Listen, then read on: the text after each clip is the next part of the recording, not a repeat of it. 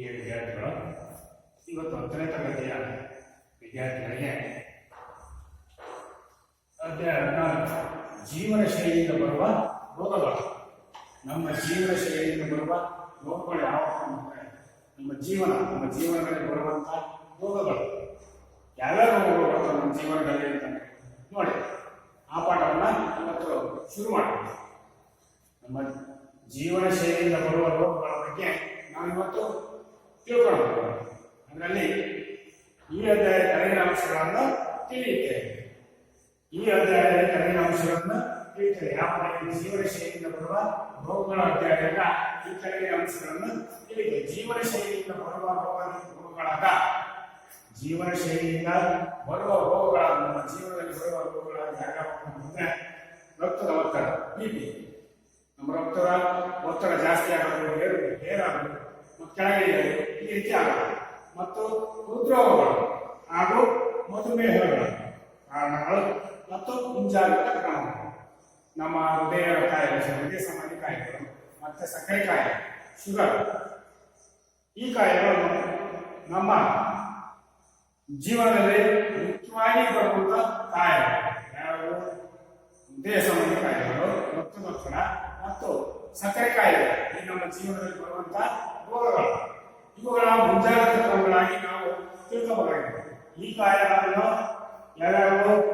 BP,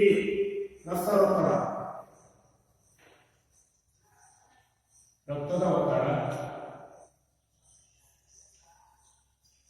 ಸಕ್ಕರೆ ಕಾಯಿಲೆ,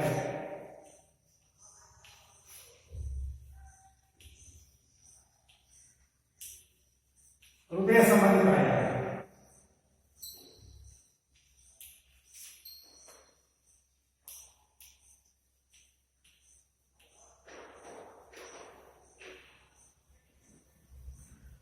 ನೋಡಿ, ಯಾವ ನಮ್ಮ ಜೀವನ ಶೈಲಿ ಬರುವಂತಹ ಕಾಯಿಲೆಗಳಂತಂದ್ರೆ ನಮ್ಮ ರಕ್ತದ ಒತ್ತಡ, ಮೊದಲನೇ ರಕ್ತದ ಒತ್ತಡ, ಸಕ್ಕರೆ ಕಾಯಿಲೆ, ಹೃದಯ ಸಂಬಂಧಿ ಕಾಯಿಲೆ. ಇನ್ನು ರಕ್ತದ ಒತ್ತಡ, ಸಕ್ಕರೆ ಕಾಯಿಲೆಗಿಂತ ಹೃದಯ ಸಂಬಂಧಿ ಕಾಯಿಲೆಗಳು ಬಂದೇ ಬರ್ತವೆ ಜೀವನದಲ್ಲಿ. ನಮ್ಮ ದೇಹಕ್ಕೆ ರಕ್ತದ ಒತ್ತಡ ಏರ್ಪೇರಾಗಿ ಹೋಗ್ತೀವಿ. ಆಮೇಲೆ ಸಕ್ಕರೆ ಕಾಯಿಲೆ, ಶುಗರ್, ಆಮೇಲೆ ಹೃದಯ ಸಂಬಂಧಿ ಕಾಯಿಲೆಗಳು ಕೂತ್ಕೊಳ್ತವೆ. ಅದರಲ್ಲಿ ಜೀವನ ಶೈಲಿಯ ರೋಗಗಳು ಸಾಂಕ್ರಾಮಿಕ ರೋಗಗಳಲ್ಲ. ಇವು ಸಾಂಕ್ರಾಮಿಕ ರೋಗಗಳಲ್ಲ. ನಮ್ಮ ಜೀವನ ಶೈಲಿಯಲ್ಲಿ ಬರುವಂತಹ ರಕ್ತದ ಒತ್ತಡ, ಸಕ್ಕರೆ ಕಾಯಿಲೆ, ಹೃದಯ ಸಂಬಂಧಿ ಕಾಯಿಲೆಗಳು ಇವು ಸಾಂಕ್ರಾಮಿಕ ರೋಗಗಳಲ್ಲ. ಒಬ್ಬರಿಂದ ಒಬ್ಬರಿಗೆ ಹರಡುವ ರೋಗಗಳಲ್ಲ. ಈಗ ಒಬ್ಬರಿಂದ ಒಬ್ಬರಿಗೆ ಹರಡುವ ರೋಗ ಅಂತಂದ್ರೆ ಸಾಂಕ್ರಾಮಿಕ ರೋಗ. ಇದು ಅಂತ ಕಾಯಿಲೆ. ಈಗ ಮನುಷ್ಯನಿಗೆ ಯಾವ ಮನುಷ್ಯನಿಗೆ ಬರುತ್ತೋ ಅದನ್ನೇ ಇದು ಮಾಡ್ಕೊಳ್ಳುತ್ತೆ. ಇವು ಸಾಂಕ್ರಾಮಿಕ ರೋಗಗಳಲ್ಲ. ಯಾರ್ಯಾರು ರಕ್ತದ ಒತ್ತಡ, ಸಕ್ಕರೆ ಕಾಯಿಲೆ, ಹೃದಯ ಸಂಬಂಧಿ ಕಾಯಿಲೆಗಳು ಇವು ಸಾಂಕ್ರಾಮಿಕ ರೋಗಗಳಲ್ಲ. ಒಬ್ಬರಿಂದ ಒಬ್ಬರು ಮತ್ತೊಬ್ಬರಿಗೆ ಹರಡುವ ಕಾಯಿಲೆಗಳಾಗಿವೆ. ಇವು ತಾನೇ ಒಬ್ಬರೇ ಅನುಭವಿಸ್ಕೊಳ್ತೀವಿ. ಈ ರಕ್ತದ ಒತ್ತಡ, ಸಕ್ಕರೆ ಕಾಯಿಲೆ, ಹೃದಯ ಸಂಬಂಧಿಗಳನ್ನು ನಾನೇ ಅನುಭವಿಸ್ಕೊಳ್ತೀವಿ. ಈಗ ನಮಗೆ ಬಂದ್ರು ಅಷ್ಟೇ, ಯಾರಿಗೆ ಬಂದ್ರು ಅಷ್ಟೇ, ನಾವೇ ಅನುಭವಿಸ್ಕೊಳ್ತೀವಿ. ಇವು ಸಾಂಕ್ರಾಮಿಕ ರೋಗಗಳಲ್ಲ. ಅವು ಜನರ ನಡತೆ ಮತ್ತು ಜೀವನ ಸಾಗಿಸುವ ರೀತಿಯಿಂದ ಬರುವ ಪರಿಸ್ಥಿತಿಯಾಗಿರುತ್ತದೆ. ನೋಡಿ, ನಾವು ನಡೆಸುವಂತಹ ಜೀವನದಲ್ಲಿ ಬರುವಂತಹ ನಡತೆ, ನಮ್ಮ ನಡತೆ ಮತ್ತು ಜೀವನ ಸಾಗಿಸುವ ರೀತಿ, ನಾವು ಯಾವ ರೀತಿ ಜೀವನ ಸಾಗಿಸ್ತೀವಿ ಅಲ್ವಾ, ಆ ರೀತಿಯಿಂದ ಈ ಕಾಯಿಲೆಗಳು ಬರುವ ಪರಿಸ್ಥಿತಿ ಆಗಿರುತ್ತದೆ. ಇದಕ್ಕೆ ವಿರುದ್ಧವಾಗಿ ಸಾಂಕ್ರಾಮಿಕ ರೋಗ ಜನರ ಜೊತೆಗೆ ಸಂಬಂಧವಾಗಿರುತ್ತದೆ. ನೋಡಿ, ಇದಕ್ಕೆ ವಿರುದ್ಧವಾಗಿ ಈ ಕಾಯಿಲೆಗಳ ವಿರುದ್ಧವಾಗಿ ಸಾಂಕ್ರಾಮಿಕ ರೋಗ ಜನರ ನಡತೆಗೆ ಸಂಬಂಧವಿಲ್ಲದಾಗಿರುತ್ತದೆ. ಯಾವುದು ಸಂಬಂಧ ಇರಲಿಲ್ಲ. ಈ ಕಾಯಿಲೆಗೆ ಸಾಂಕ್ರಾಮಿಕ ರೋಗಗಳು ಸಂಬಂಧ ಇರಲಿಲ್ಲ. ಮಾನವನು ಸಮಾಜದಲ್ಲಿ ವಿಜ್ಞಾನದ ಅಭಿವೃದ್ಧಿಯಿಂದ ಮತ್ತು ಸಮಾಜದ ಉನ್ನತಿಯ ಕಾರಣದಿಂದ ತನ್ನ ಜೀವನದಲ್ಲಿ ತೀವ್ರಗತಿಯ ಪರಿವರ್ತನೆಗಳನ್ನು ಮಾಡಿ ಸಾಮಾನ್ಯವಾಗಿ ಇಂತಹ ಕಾಯಿಲೆಗಳನ್ನು ಉಂಟು ಮಾಡುವ ಪರಿಸ್ಥಿತಿಗೆ ಕಾರಣವಾಗುತ್ತಾನೆ. ಮಾನವನು ಏನೇನು ಮಾಡ್ತಾನೆ ಸಮಾಜದಲ್ಲಿ ಅಂತಂದ್ರೆ, ಮಾನವನ ಸಮಾಜದಲ್ಲಿ ವಿಜ್ಞಾನದ ಅಭಿವೃದ್ಧಿಯಿಂದ, ನಮ್ಮ ದೇಶದಲ್ಲಿ ಪ್ರಪಂಚದಲ್ಲಿ ವಿಜ್ಞಾನ ಅಭಿವೃದ್ಧಿಯಾಗಿದೆ ಮತ್ತು ಸಮಾಜದ ಉನ್ನತೀಕರಣದಿಂದ, ಸಮಾಜವನ್ನು ಉನ್ನತೀಕರಿಸಿದೆ, ಸ್ಥಾನಮಾನಕ್ಕೆ ಏರಿಸುವಂತ ಉನ್ನತಿ ಕಾರಣದಿಂದ ತನ್ನ ಜೀವನದಲ್ಲಿ, ನಮ್ಮ ಜೀವನದಲ್ಲಿ ತೀವ್ರಗತಿ ಫಾಸ್ಟಾಗಿ ಪರಿವರ್ತನೆಯನ್ನು ಮಾಡಿ, ನಾವು ಈ ಬರಲೇಬೇಕಾಗಿದೆ ಅಂತ ಹೇಳಿ ಪರಿವರ್ತನೆಯನ್ನು ಫಾಸ್ಟ್ ಮಾಡಿಬಿಟ್ಟು ಕಾಯಿಲೆಗಳಲ್ಲಿ ಸಾಮಾನ್ಯವಾಗಿ ಇಂತಹ ಕಾಯಿಲೆಗಳನ್ನು ಮಾಡುವ ಪರಿಸ್ಥಿತಿಗಳಿಗೆ ಕಾರಣವಾಗುತ್ತದೆ. ನಾವು ಬೇಗ ಆಗುವಂತೆ ಒತ್ತಡ ತರೋದು ಇಂಥ ಕಾಯಿಲೆಗಳನ್ನು ನಮ್ಮ ಜೀವನದಲ್ಲಿ ಅಳವಡಿಸ್ತದೆ. ಯಾವುದೋ ಮಾನವನು ಸಮಾಜದಲ್ಲಿ ವಿಜ್ಞಾನದ ಅಭಿವೃದ್ಧಿ ಮತ್ತು ಸಮಾಜದ ಉನ್ನತಿಯ ಕಾರಣದಿಂದ ತನ್ನ ಜೀವನದಲ್ಲಿ ತೀವ್ರಗತಿಯ ಪರಿವರ್ತನೆಗಳನ್ನು ಮಾಡಿ ಸಾಮಾನ್ಯವಾಗಿ ಇಂತಹ ಕಾಯಿಲೆಗಳನ್ನು ನಾವು ತಂದುಕೊಳ್ತೀವಿ. ಸಮಾಜವನ್ನು ನೋಡಬೇಕು, ವಿಜ್ಞಾನವನ್ನು ನೋಡಬೇಕು ಅಂತ ಹೇಳಿ ನಾವೇನ್ ಮಾಡ್ತೀವಿ, ತೀವ್ರಗತಿಯಾಗಿ ಅವಸರ ಮಾಡಿ ಇಂತಹ ಕಾಯಿಲೆಗಳು ನಮ್ಮ ಜೀವನದಲ್ಲಿ ತಂದುಕೊಳ್ತೀವಿ. ತಪ್ಪು ಜೀವನ ಶೈಲಿಯಿಂದ ಜನರಿಗೆ ಕಾಣಿಸುವಂತಹ ಕೆಲವು ಸಾಮಾನ್ಯ ದೇಹದ ಅವಸ್ಥೆಗಳು ಮತ್ತು ರೋಗಗಳು ಕೆಳಗಿರುತ್ತವೆ. ತಪ್ಪು ಜೀವನ ಶೈಲಿಯಿಂದ ನಮ್ಮ ತಪ್ಪು ಜೀವನ ಶೈಲಿಯಿಂದ ಏನ್ ಮಾಡಬೇಕು ಅಂತಂದ್ರೆ ಇಂಥ ಕಾಯಿಲೆಗಳನ್ನ ತಂದುಕೊಳ್ತೀವಿ. ಜನರಲ್ಲಿ ಕಾಣಿಸುವಂತಹ ಸಾಮಾನ್ಯ ದೇಹದ ಅವ್ಯವಸ್ಥೆಗಳು ಮತ್ತು ರೋಗಗಳು ಕೆಳಗಿರುತ್ತವೆ. ಇಂತಹ ರೋಗಗಳು ಈ ಕೆಳಗಿನಂತೆ ಹುಟ್ಟುಕೊಂಡು ಮೊದಲನೇ ಯಾವುದು ಆಲ್ಝೈಮರ್ಸ್ ಕಾಯಿಲೆ ಇರುತ್ತೆ. ಇದೊಂದು ಕಾಯಿಲೆ. ಆಮೇಲೆ ಅಸ್ತಮ, ಉಸಿರಾಡಕ್ಕೆ ಆಗೋದಿಲ್ಲ, ನಮ್ಮ ಮೂಗಲ್ಲಿ ಬಾಯಲ್ಲಿ ಉಸಿರಾಡಕ್ಕೆ ಆಗೋದಿಲ್ಲ. ಅಸ್ತಮ ಇದ್ದರೆ ನೋಡಿರಲ್ಲ ಯಾವ ರೀತಿ ಅಸ್ತಮ, ಈ ಬಿಸಿಲಿದ್ರೆ ಅವರಿಗೆ ಮೋಡದ ವಾತಾವರಣ ಇದ್ರೆ ಅವ್ರಿಗೆ ಉಸಿರಾಡಕ್ಕೆ ಆಗೋದಿಲ್ಲ, ನೀವು ಉಸಿರು ಬಿಡ್ತಾರೆ, ಏರುಪೇರಾಗಿ ಉಸಿರು ಬಿಡ್ತಾರೆ. ಅಸ್ತಮ ಕಾಯಿಲೆ ನೋಡಿದ್ರೆ ಅಸ್ತಮ ಕಾಯಿಲೆ ಯಾವ ರೀತಿ ಉಸಿರಾಡ್ತಾರೆ, ಯಾವ ರೀತಿ ಇರ್ತಾರೆ ಅಸ್ತಮ ಕಾಯಿಲೆ. ಆಮೇಲೆ ಕ್ಯಾನ್ಸರ್ ಕೇಳಿದ್ರು, ಕ್ಯಾನ್ಸರ್ ಕಾಯಿಲೆ ಮನುಷ್ಯನಿಗೆ ಬರುವಂಥದ್ದು ಮೊದಲು ಅಸ್ತಮ.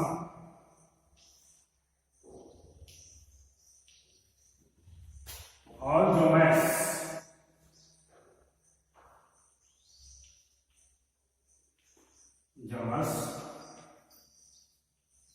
ಕಾಯಿಲೆ.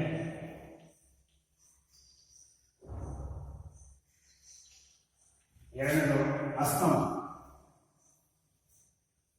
ಉಬ್ಬಸ.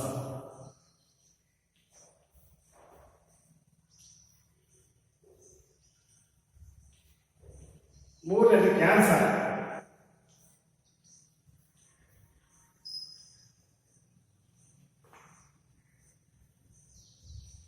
ನಾಲ್ಕನೇದು ಶುಗರ್, ಸಕ್ಕರೆ ಕಾಯಿಲೆ, ಮಧುಮೇಹ.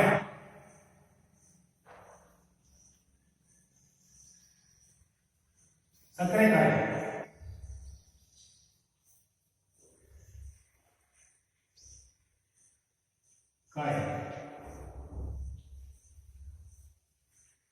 ಆಮೇಲೆ ಐದನೇದು ಹೃದ್ರೋಗಗಳು, ಹೃದಯ ಸಂಬಂಧಿ ಕಾಯಿಲೆ, ಹೃದ್ರೋಗಗಳು.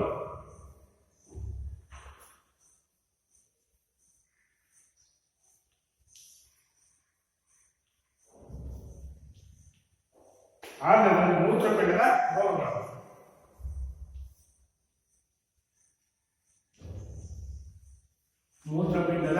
ರೋಗಗಳು.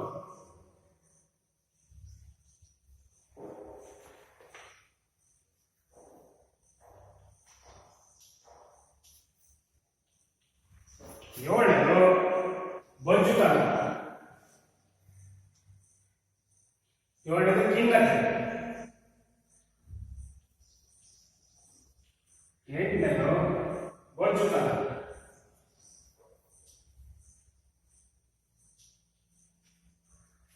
ನೋಡಿ ಇಷ್ಟು ಕಾಯಿಲೆಗಳು ನಮ್ಮ ಜೀವನದಲ್ಲಿ ಅಳವಡಿಕೆ ಆಗ್ತದೆ. ಯಾವುದು ಆಲ್ಝೈಮರ್ಸ್ ಕಾಯಿಲೆ, ಆಸ್ತಮಾ, ಉತ್ಸ ಹೇಳಿದ. ಆಮೇಲೆ ಕ್ಯಾನ್ಸರ್ ಕಾಯಿಲೆ, ನಮ್ಮ ದೇಹದಲ್ಲಿ ಕ್ಯಾನ್ಸರ್ ಕಾಯಿಲೆ ಉತ್ಪತ್ತಿ ಆಗುತ್ತೆ. ಮತ್ತು ಮಧುಮೇಹ, ಸಕ್ಕರೆ ಕಾಯಿಲೆ, ಶುಗರ್, ಮಧುಮೇಹ, ಸಕ್ಕರೆ ಕಾಯಿಲೆ. ಆಮೇಲೆ ಹೃದ್ರೋಗಗಳು, ಹೃದಯ ಸಂಬಂಧಿ ಕಾಯಿಲೆ, ನಮ್ಮ ಹೃದಯಕ್ಕೆ ಬರುವಂತಹ ಕಾಯಿಲೆ, ಹೃದಯ ಸಂಬಂಧಗಳು. ಮತ್ತು ಮೂತ್ರಪಿಂಡದ ರೋಗಗಳು, ಕಿಡ್ನಿ ಹೋಗುವಂತ ಸಮಯ ಕೊಟ್ಟರೆ ಇಂಥ ರೋಗಗಳನ್ನು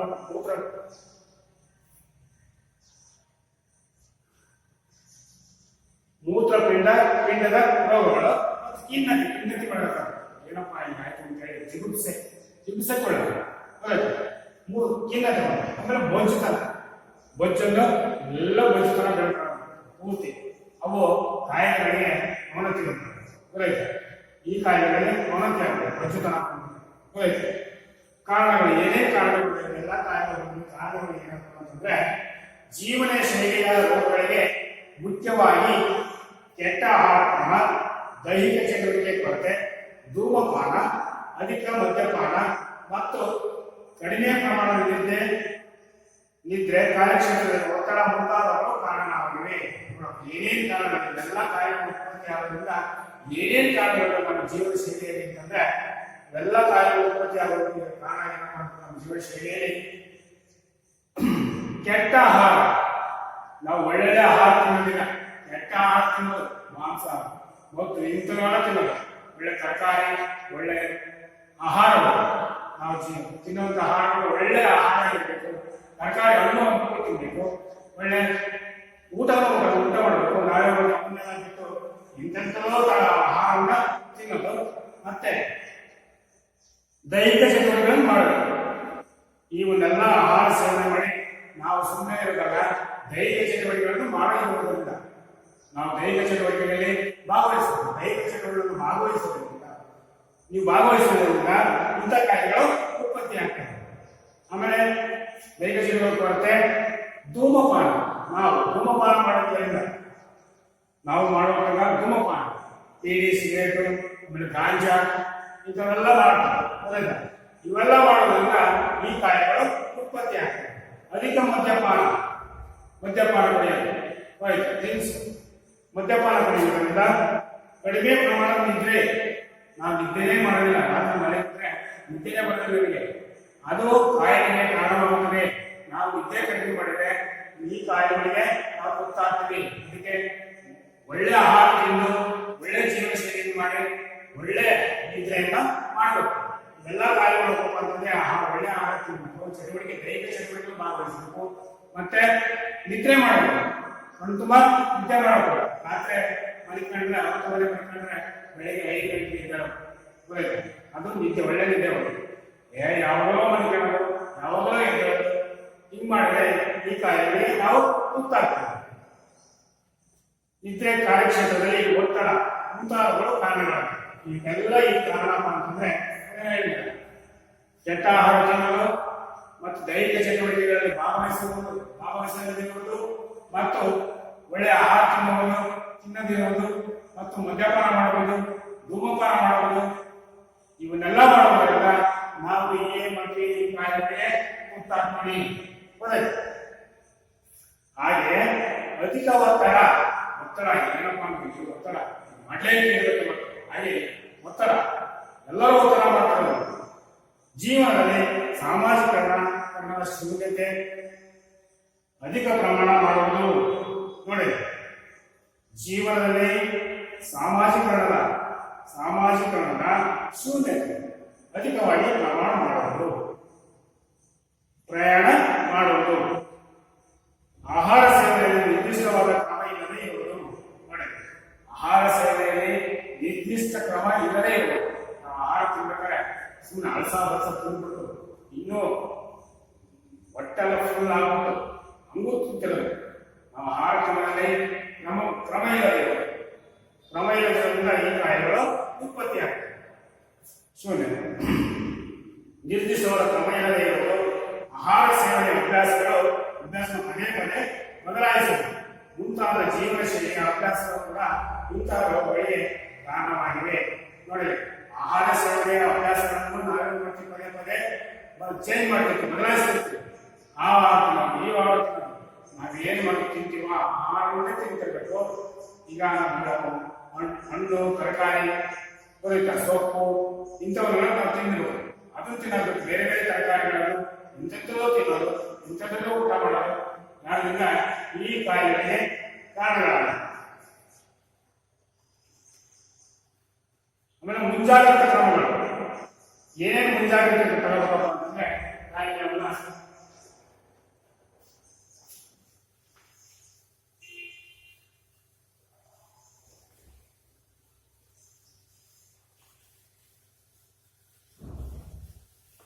ಮುಂಜಾಗ್ರತಾ ಕ್ರಮಗಳು. ಏನೇನು ಮುಂಜಾಗ್ರತೆ ಕೈಗೊಳ್ಳಬೇಕು, ನಾವು ಈ ಕಾಯಿಲೆಗಳ ಬಗ್ಗೆ ಮುಂಜಾಗ್ರತಾ ಕ್ರಮಗಳನ್ನು ಕೈಗೊಳ್ಳಬೇಕು. ಮುಂಜಾಗ್ರತಾ ಕ್ರಮಗಳು.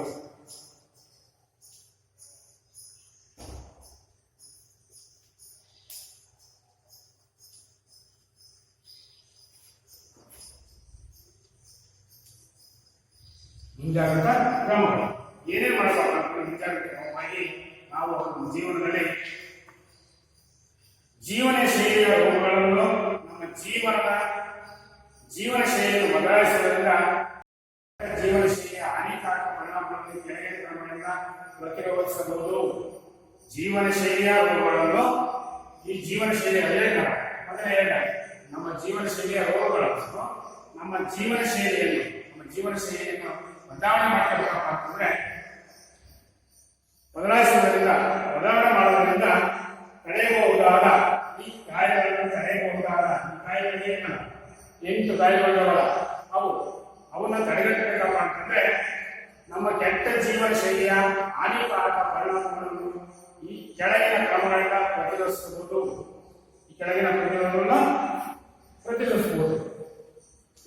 ಕ್ರಮಗಳನ್ನು ಅನುಸರಿಸಿದರೆ ನಾವು ಈ ಕೆಟ್ಟ ಕಾಯಿಲೆಗಳನ್ನು ನಾವು ದೂರ ಇಡಬಹುದು. ಒಂದನ್ನು ದಿನನಿತ್ಯ ವ್ಯಾಯಾಮವನ್ನು ಮಾಡಬಹುದು. ದಿನನಿತ್ಯ ವ್ಯಾಯಾಮವನ್ನು ಮಾಡ್ತಿರಬೇಕು. ಸುಮ್ಮನೆ ಒಂದು ದಿವಸ ಮಾಡಿ ತಿಂಗಳಗಟ್ಟಲೆ ಇಲ್ಲ ಬೆಳಗ್ಗೆ ಸಂಜೆ ವ್ಯಾಯಾಮವನ್ನು ಮಾಡ್ತಾ ಇರಬೇಕು. ಯಾಕೆ ಈ ಕಾಯಿಲೆಗಳನ್ನು ದೂರ ಇಡೋದಕ್ಕೋಸ್ಕರ ನಾವು ನಮ್ಮ ಜೀವನದಲ್ಲಿ ವ್ಯಾಯಾಮವನ್ನು ಮಾಡಬೇಕು, ದೈಹಿಕ ಚಟುವಟಿಕೆಗಳನ್ನು ಅಳವಡಿಸಿಕೊಳ್ಳಬೇಕು. ವಿದ್ಯಾರ್ಥಿಗಳೇ, ಮುಂಜಾಗ್ರತಾ ಕ್ರಮಗಳು ಜೀವನ ಶೈಲಿಯಿಂದ ಬರುವ ರೋಗಗಳಿಗೆ ಮುಂಜಾಗ್ರತಾ ಕ್ರಮವಾಗಿ ಏನೇ ಕ್ರಮ ಕೈಗೊಳ್ಳಬಹುದು ಅನ್ನೋದ್ರ ಬಗ್ಗೆ ಇವತ್ತು ತಿಳ್ಕೊಂಬೋಣ. ಜೀವನ ಶೈಲಿಯ ರೋಗಗಳನ್ನು ನಮ್ಮ ಜೀವನ ಶೈಲಿಯನ್ನು ಬದಲಾಯಿಸುವುದರಿಂದ ತಡೆಯಬಹುದು. ಜೀವನ ಶೈಲಿಯ ರೋಗಗಳನ್ನು ನಮ್ಮ ಜೀವನ ಶೈಲಿಯನ್ನು ಬದಲಾಯಿಸುವುದರಿಂದ ತಡೆಯಬಹುದು. ನಮ್ಮ ಜೀವನ ಶೈಲಿಯ ರೋಗಗಳು ಹೇಳಿದಾರ ಅಂದ್ರೆ ಜೀವನ ಶೈಲಿಯ ರೋಗಗಳು ಯಾವ್ಯಾವ ನಮ್ಮ ಜೀವನ ಶೈಲಿಯನ್ನು ಬದಲಾಯಿಸುವುದರಿಂದ ಜೀವನ ಶೈಲಿಯನ್ನು ಬದಲಾಯಿಸುವುದರಿಂದ ಈ ರೋಗಗಳು ತಡೆಗಟ್ಟಬೇಕು. ನಮ್ಮ ಕೆಟ್ಟ ಜೀವನ ಶೈಲಿಯ ಹಾನಿಕಾರಕ ಪರಿಣಾಮಗಳನ್ನು ಕೆಳಗಿನ ಕ್ರಮಗಳಿಂದ ಪ್ರತಿರೋಧಿಸಬಹುದು. ನಮ್ಮ ಕೆಟ್ಟ ಜೀವನ ಶೈಲಿಯ ಹಾನಿಕಾರಕ ಪರಿಣಾಮಗಳನ್ನು ಕೆಳಗಿನ ಕ್ರಮಗಳಿಂದ ಪ್ರತಿರೋಧಿಸಬಹುದು. ಕೆಳಗಿನ ಕ್ರಮಗಳು ಏನಪ್ಪ ಅಂತಂದ್ರೆ ಪ್ರತಿನಿತ್ಯ ವ್ಯಾಯಾಮ ಮಾಡೋದು, ದಿನನಿತ್ಯ ವ್ಯಾಯಾಮ ಮಾಡೋದು,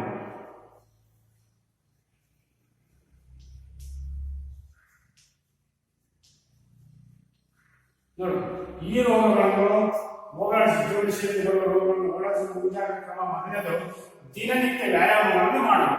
ಡೈಲಿ ಬೆಳಗ್ಗೆ ಸಂಜೆ 2 ಟೈಮ್ ವ್ಯಾಯಾಮಗಳು ದೈಹಿಕ ಚಟುವಟಿಕೆಗಳನ್ನು ಮಾಡೋದ್ರಿಂದ ಈ ಜೀವನ ಶೈಲಿಯಿಂದ ಬರುವ ರೋಗಗಳನ್ನು ತಡೆಗಟ್ಟಬಹುದು. ಎರಡನೇದು ಸಮತೋಲ ಆಹಾರ ಸೇವನೆಯಿಂದ ನಮ್ಮ ಜೀವನ ಶೈಲಿಯಲ್ಲಿ ಬರುವ ರೋಗಗಳನ್ನು ತಡೆಗಟ್ಟಬಹುದು. ಜಾಸ್ತಿನೂ ತಿನ್ನಬಾರ್ದು, ಕಡಿಮೆನೂ ತಿನ್ನಬಾರ್ದು. ರುಚಿ ಐತಿ ಇವತ್ತು ಜಾಸ್ತಿ ಆಗಬೇಕು ಕೈಕೆಳಗೆ ತಿನ್ಬಿಟ್ರೆ ಅದು ಜೀವನ ಶೈಲಿ ಇದಾಗುತ್ತೆ, ಸಮತೋಲನ ಆಹಾರ ಆಗೋದಿಲ್ಲ. ಅದಕ್ಕೆ ಜಾಸ್ತಿನೂ ತಿನ್ನಂಗೆ ಕಡಿಮೆನೂ ತಿನ್ನಂಗೆ ಸಮವಾಗಿ ತಿನ್ನಬೇಕು. ಸಮತೋಲನ ಆಹಾರವನ್ನು ತಿನ್ನುವುದರಿಂದ ಈ ನಮ್ಮ ಜೀವನ ಶೈಲಿಯಲ್ಲಿ ಬರುವ ರೋಗಗಳನ್ನು ತಡೆಗಟ್ಟಬೇಕು. ಅನಗತ್ಯವಾದ ಆಹಾರ ಸೇವನೆಯನ್ನು ಕಡಿಮೆ ಮಾಡುವುದು. ಸುಮ್ಮನೆ ತಿಂತಾರೆ ಅನಗತ್ಯವಾದ ಆಹಾರ ಸೇವನೆಯನ್ನು ಕಡಿಮೆ ಮಾಡುವುದು. ಅನಗತ್ಯವಾಗಿ ಸುಮ್ಮನೆ ತಿಂತಾರೆ, ಇಲ್ಲೂ ತಿಂತಿರ್ತೀವಿ, ಅಲ್ಲೆಲ್ಲ ಊಟ ಮಾಡ್ತಿದ್ರೆ ಅಲ್ಲಿಂದ ಊಟ ಮಾಡಿಬಿಡ್ತೀವಿ, ಅಲ್ಲೆಲ್ಲ ಯಾರು ಅಂತೇಳಿ ಅಲ್ಲಿ ಹೋಗಿ ಊಟ ಮಾಡೋದು. ಸುಮ್ಮನೆ ಅನಗತ್ಯವಾಗಿ ತಿನ್ನುವ ಆಹಾರದಲ್ಲಿ ಸೇವನೆಯನ್ನು ತಪ್ಪಿಸುವುದು, ಕಡಿಮೆ ಮಾಡುವುದು. ಕೊಬ್ಬು ಮತ್ತು ಸತ್ವವಿರುವ ಆಹಾರ ಸೇವನೆ ತಪ್ಪಿಸುವುದು. ನೋಡಿ, ಕೊಬ್ಬು ಇರುವ ಸತ್ವವಿಲ್ಲದ ಆಹಾರದ ಸೇವನೆಯನ್ನು ತಪ್ಪಿಸುವುದು. ಕೊಬ್ಬಿನಂಶ ಇರುವ ಆಹಾರ ಅದನ್ನು ತಿನ್ನಬಾರ್ದು. ಸತ್ವವಿಲ್ಲದ ಆಹಾರ, ಸತ್ವ ಏನು ಇರಲಿಲ್ಲ, ಗೊತ್ತಾ, ಸಪ್ಪೆ ಆಹಾರ ಅಂತ ಆಹಾರಗಳನ್ನು ತಿನ್ನುವುದರಿಂದ ತಿನ್ನಬಾರ್ದು. ಅಂತಹ ತಿನ್ನುವುದರಿಂದ ನಮ್ಮ ಜೀವನ ಶೈಲಿಗಳ ಕಾಯಿಲೆಗಳು ಉತ್ಪತ್ತಿಯಾಗ್ತವೆ. ಅದರಿಂದ ಸತ್ವವಿಲ್ಲದ ಆಮೇಲೆ ಕೊಬ್ಬು ಮತ್ತು ಸತ್ವವಿಲ್ಲದ ಆಹಾರವನ್ನು ಸೇವನೆ ಮಾಡೋದ್ರಿಂದ ಸೇವನೆಯನ್ನು ತಪ್ಪಿಸುವುದು. ಆಹಾರ ಸೇವನೆಯ 5 ಆಹಾರ ಸೇವನೆಯ ಒಳ್ಳೆಯ ಅಭ್ಯಾಸಗಳನ್ನು ತಿಳಿಸಿ ಬೆಳೆಸಿ ಸರಿಯಾದ ಸಮಯ ಪಾಲನೆ ಮಾಡುವುದು. ಆಹಾರ ಸೇವನೆಯ ಒಳ್ಳೆಯ ಅಭ್ಯಾಸಗಳನ್ನು ಬೆಳೆಸಿ. ಆಹಾರ ಸೇವನೆ ಮಾಡೋದ್ರಿಂದ ಬೆಳಗ್ಗೆ, ಮಧ್ಯಾಹ್ನ, ರಾತ್ರಿ ಒಳ್ಳೆಯ ಅಭ್ಯಾಸ. ಯಾವುದಕ್ಕೆ? ಆಹಾರ ಊಟ ಮಾಡೋಕ್ಕೆ. ಆಹಾರ ಸೇವನೆಯನ್ನು ಒಳ್ಳೆಯ ಅಭ್ಯಾಸವನ್ನು ಬೆಳೆಸಿ ಸರಿಯಾದ ಸಮಯ ಪಾಲನೆ ಮಾಡುವುದು. ಟೈಮಿಗೆ ಊಟ ಮಾಡಬೇಕು. ಬೆಳಗ್ಗೆ ಒಂದ್ಸರಿ, ಮಧ್ಯಾಹ್ನ ಒಂದ್ಸರಿ, ರಾತ್ರಿ ಒಂದ್ಸರಿ ಊಟ ಮಾಡಬೇಕು. ಆಹಾರ ಸೇವನೆ ಮಾಡಬೇಕು. ಬೆಳೆಸಿ ಸರಿಯಾದ ಸಮಯ ಪಾಲನೆ ಮಾಡಬೇಕು. 6ನೇ ಅಂಶ ಮುಂಜಾಗ್ರತೆ ಮಾಡಲು ದೇಹದ ಮತ್ತು ಮನಸ್ಸಿನ ಉಲ್ಲಾಸವನ್ನು ಹೆಚ್ಚಿಸಲು ಯೋಗಾಭ್ಯಾಸ ಮಾಡುವುದು. ನೋಡಿ, ದೇಹದ ಮತ್ತು ಮನಸ್ಸಿನ ಉಲ್ಲಾಸವನ್ನು ಹೆಚ್ಚಿಸಲು ಉಲ್ಲಾಸ ಸಂತೋಷವಾಗಿರುವುದು ಹೆಚ್ಚಿಸಲು ಯೋಗಾಭ್ಯಾಸ ಮಾಡುವುದರಿಂದ ನಮ್ಮ ಮನಸ್ಸು ದೇಹದ ಮನಸ್ಸು ಎಲ್ಲವೂ ಸಂತೋಷವಾಗಿರ್ತದೆ. ದಿನ ಹಗಲೆಲ್ಲ ಸಂತೋಷವಾಗಿರ್ತದೆ. ಬೆಳಿಗ್ಗೆ ಒಂದ್ಸರಿ ಯೋಗ ಮಾಡಿ, ಮತ್ತೆ ಸಂಜೆ ಒಂದ್ಸರಿ ಮಾಡಿ. ಧ್ಯಾನವನ್ನು ಅಭ್ಯಾಸ ಮಾಡಿ. ಧ್ಯಾನ ಸೈಲೆಂಟ್ ಕುತ್ಕೊಳ್ಳೋದು, ಶುಭ್ರಗಳು ಹಾಕೊಂಡು ಪದ್ಮಾಸನ ಹಾಕೊಂಡ್ಬಿಟ್ಟು ಕುತ್ಕೊಂಡ್ಬಿಡೋದು. ಕಣ್ಣು ಮುಚ್ಕೊಂಡು ಕೈಗಳನ್ನು ಮೊಣಕೈಯಿಂದ ಇಟ್ಕೊಂಡು ಕುತ್ಕೊಳ್ಳೋದು. ಧ್ಯಾನ ಮಾಡೋದು ಕಣ್ಣು ಮುಚ್ಚಿ. ನಿಮ್ಮ ಮನಸ್ಸು ನಿಮ್ಮ ಹತ್ರನೇ ಇರಬೇಕು, ಬೇರೆ ಕಡೆ ಹೋಗಲೇಬಾರ್ದು. ಆ ಕಡೆ ಯಾರೋ ಬಂದು ಯಾರೋ ಹೋದ್ರು, ಇವತ್ತು ಅದೇನೋ ಇತ್ತು, ಅಲ್ಲಿ ಮನಸ್ಸೆಲ್ಲ ಅಲ್ಲೇ ಇರುತ್ತೆ. ಇಲ್ಲಿ ಕಣ್ಣು ಮುಚ್ಚಿದ ಮಾತ್ರ ಕೂತ್ಕೊಂಡು ಆ ರೀತಿ ಮಾಡೋದು ಮಾತ್ರ ಧ್ಯಾನ ಆಗುವುದಿಲ್ಲ. ಧ್ಯಾನ ಅಂತಂದ್ರೆ ನಿಮ್ಮ ಮನಸ್ಸು ಸ್ಥಿರವಾಗಿರಬೇಕು, ನಿಮ್ಮ ಹತ್ರನೇ ಇರಬೇಕು. ನಿಮ್ಮ ಮನಸ್ಸು ಬೇರೆ ಕಡೆ ಬಿಡಲೇಬಾರ್ದು. ಮನಸ್ಸನ್ನು ಒಂದೇ ಕಡೆ ಸ್ಥಿರವಾಗಿಟ್ಕೊಂಡು ಧ್ಯಾನವನ್ನು ಮಾಡಬೇಕು. ತಮ್ಮ ಗೆಳೆಯರ ಜೊತೆ ಚಿಂತನೆಗಳನ್ನು ಹಂಚಿಕೊಳ್ಳಬೇಕು. ನಮ್ಮ ಚಿಂತೆಗಳು ಹಲವಾರು ಚಿಂತೆಗಳಿರ್ತವೆ. ಮನುಷ್ಯನಿಗೆ ಹಲವಾರು ಚಿಂತೆಗಳಿರ್ತವೆ. ಅವುಗಳನ್ನ ನಿಮ್ಮ ಗೆಳೆಯರ ಜೊತೆಗೆ ಹಂಚ್ಕೋಬೇಕು. ಆಮೇಲೆ ಬಂಧುಗಳಲ್ಲೇ ಹಂಚ್ಕೋಬೇಕು. ಬರೀ ನಮ್ಮಲ್ಲೇ ಮನಸ್ಸನ್ನ ಇಟ್ಕೊಂಡು ಸುಮ್ಮನೆ ಚಿಂತೆಗಳಾಗಿಬಿಟ್ಟು ಹೋಗ್ತವೆ. ಆದ್ರಿಂದ ನಮ್ಮ ಚಿಂತನೆಗಳನ್ನು ನಮ್ಮ ಸ್ನೇಹಿತರಲ್ಲಿ ಹಂಚ್ಕೊಳ್ಬೇಕು. ಹಿಂಗಾಗಪ್ಪ, ನನ್ನ ಮನಸ್ಸು ಹಿಂಗಾಗಿದೆ, ಹಿಂಗ ನೋವಾಗಿದೆ, ಇಷ್ಟು ಕಷ್ಟ ಆಗುತ್ತೆ ಅಂತ ಚಿಂತನೆಗಳನ್ನ ಹೇಳ್ತಾರೆ. ಅದರಲ್ಲಿ ಸ್ಥೂಲಕಾಯತೆ,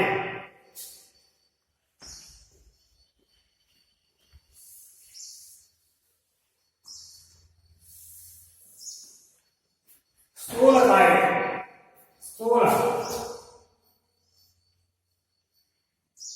ಸ್ಥೂಲಕಾಯತೆ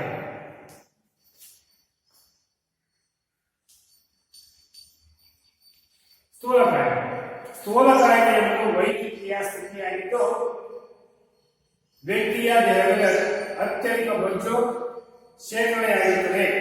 ನೋಡಿ, ಏನಪ್ಪಾ ಅಂತಂದ್ರೆ ಸ್ಥೂಲಕಾಯತೆ ಎಂಬುದು ವೈದ್ಯಕೀಯ ಸ್ಥಿತಿಯಾಗಿದ್ದು, ಸ್ಥೂಲಕಾಯತೆ ಎಂಬುದು ವೈದ್ಯಕೀಯ ಸ್ಥಿತಿಯಾಗಿದೆ. ವ್ಯಕ್ತಿಯ ದೇಹದಲ್ಲಿ ಅತ್ಯಧಿಕ ಬೊಜ್ಜು ಶೇಖರಣೆಯಾಗುತ್ತದೆ. ವ್ಯಕ್ತಿಯ ದೇಹದಲ್ಲಿ, ನಮ್ಮ ದೇಹದಲ್ಲಿ ಅತ್ಯಧಿಕ ಬೊಜ್ಜು ಶೇಖರಣೆ ಆಗ್ತದೆ. ಹೇಳಲ್ಲ, ಇಲ್ಲೆಲ್ಲ ಬೊಜ್ಜುಗಳಿರುತ್ತೆ. ಈ ಚರ್ಮ ಮುಂದೆ ಹೊಟ್ಟೆಗಳ ಮೇಲೆ ಆಮೇಲೆ ಇಲ್ಲೆಲ್ಲ ತಪ್ಪುಗಳಿರುತ್ತೆ, ಕೈಗಳು ತಪ್ಪಾಗುತ್ತೆ, ಕಾಲುಗಳು. ಅತಿಯಾದ ಬೊಜ್ಜು ಬೆಳೆಯುವುದು, ಅತಿಯಾದ ಬೊಜ್ಜು ಬೆಳೆದು ನಮ್ಮ ದೇಹದಲ್ಲಿ ಶೇಖರಣೆ ಆಗುತ್ತೆ. ಇದು ಸ್ಥೂಲಕಾಯತೆ. ಇದರಿಂದಾಗಿ ಆ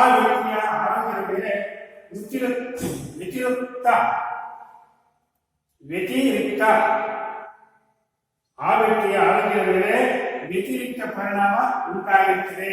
ಯಾವ ವ್ಯಕ್ತಿ ಮೇಲೆ? ಸ್ಥೂಲಕಾಯತೆ ಇರುವ ವ್ಯಕ್ತಿಯ ಮೇಲೆ ಆರೋಗ್ಯದ ಮೇಲೆ ವ್ಯತಿರಿಕ್ತ ಪರಿಣಾಮ ಉಂಟಾಗುತ್ತದೆ. ಸ್ಥೂಲಕಾಯತೆಯಿಂದ ಆರೋಗ್ಯ ಸಂಬಂಧಿತ ತೊಂದರೆಗಳನ್ನು ಹೆಚ್ಚಾಗುವುದು. ನೋಡಿ, ಸ್ಥೂಲಕಾಯತೆಯಿಂದ ಆರೋಗ್ಯ ಸಂಬಂಧಿತ ಕಾಯಿಲೆಗಳು ಹೆಚ್ಚಾಗ್ತವೆ. ಯಾವುದರಿಂದ? ಸ್ಥೂಲಕಾಯತೆ ಕಾಯಿಲೆಗಳಿಂದ ವ್ಯಕ್ತಿಯ ಆರೋಗ್ಯದ ಮೇಲೆ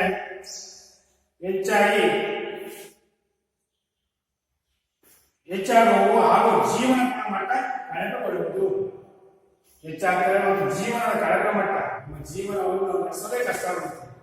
ಇದೇನಪ್ಪ ಹಿಂಗೆ ಬೊಜ್ಜುಗಳಿದೆ, ಬೇರೆಲ್ಲ ಮಾಡಿಸ್ಕೊಂಡು ಜೀವನದ ಕಳಪೆ ಕಳೆದುಕೊಳ್ಳುವುದು. ಇದು ಎಲ್ಲಾ ವಯೋಮಾನಗಳನ್ನು ಕಾಡುವ ಜಾಗತಿಕ ಸಮಸ್ಯೆಗಳಿವೆ. ಇದು ಎಲ್ಲಾ ವಯೋಮಾನದ, ಎಲ್ಲಾ ವಯಸ್ಸಿನ ಮನುಷ್ಯರಲ್ಲಿ ಇದು ಯಾವ ಕಾಯಿಲೆ? ಸ್ಥೂಲ ಕಾಯಿಲೆ ಎಲ್ಲಾ ವಯಸ್ಸಿನ ಮನುಷ್ಯರನ್ನು ಕಾಡುತ್ತೆ. ಈಗ ಚಿಕ್ಕವರು ಅಂತಿಲ್ಲ, ದೊಡ್ಡವರು ಅಂತಿಲ್ಲ, ಮಧ್ಯಮ ವಯಸ್ಸಿನವರು ಅಂತಿಲ್ಲ, ಎಲ್ಲಾ ವಯೋಮಾನದ ಮನುಷ್ಯರಲ್ಲಿ ಈ ಸ್ಥೂಲ ಕಾಯಿಲೆ ಕಾಡ್ತಾ ಇದೆ. ಸ್ಥೂಲ ಕಾಯಿಲೆಯು ವಿವಿಧ ರೋಗಗಳಿಗೆ ಆಸ್ಪದ ಕೊಡುತ್ತದೆ. ಈ ಕಾಯಿಲೆಗಳು ಏನ್ ಮಾಡಿರ್ತಕ್ಕಂಥದ್ದು? ಈ ಸ್ಥೂಲ ಕಾಯಿಲೆ ವಿವಿಧ ರೋಗಗಳಿಗೆ ಆಸ್ಪದ ನೀಡುತ್ತದೆ. ಎಲ್ಲಾ ರೋಗಗಳನ್ನು ಉತ್ಪತ್ತಿ ಆಗುವ ಈ ಸ್ಥೂಲ ಕಾಯಿಲೆ ಕಾರಣವಾಗಿರುತ್ತದೆ, ಆಸ್ಪದ ಕೊಡುತ್ತದೆ. ಹೃದಯ ರೋಗಗಳು, ಸಕ್ಕರೆ ಕಾಯಿಲೆ, ಕ್ಯಾನ್ಸರ್, ಮೂಳೆ ಸಂಬಂಧಿತ ರೋಗಗಳು ಅತಿ ಹೆಚ್ಚಾಗಿ ಕಂಡು ಬಂದಿರುತ್ತದೆ. ನೋಡಿ, ಈಗ ಸ್ಥೂಲ ಕಾಯಿಲೆಯಿಂದ ವಿವಿಧ ರೋಗಗಳಿಗೆ ಆಸ್ಪದ ಕೊಡುತ್ತದೆ.